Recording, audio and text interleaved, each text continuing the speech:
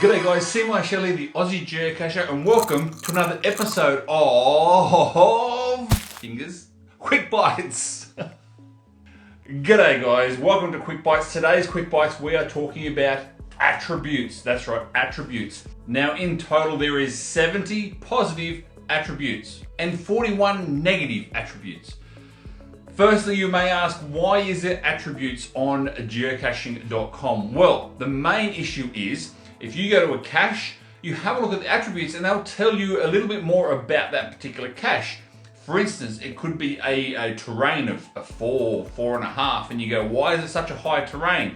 Well, if you have a look at the attributes, there may be like a tree climb involved. Attributes will also tell you things like if it's available 24/7, 24 hours a day, 7 days a week. If it's a park and grab, if there's even parking available. Even things like a snowmobile is required.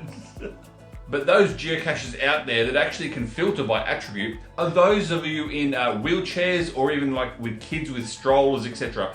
Because there is attributes in here for wheelchairs and strollers that are actually available. So if you're in a wheelchair, you can find this particular cache because it is wheelchair accessible. Now the negative attributes, meaning things like that it's not wheelchair accessible, it's not stroller accessible. And then there's one more thing that attributes can do, and that is challenge caches. That's right, some challenge geocaches out there will challenge you to complete all of your attributes, whether it be all of the negative attributes or all of the positive attributes. So again, it's just another statistical based challenge cache.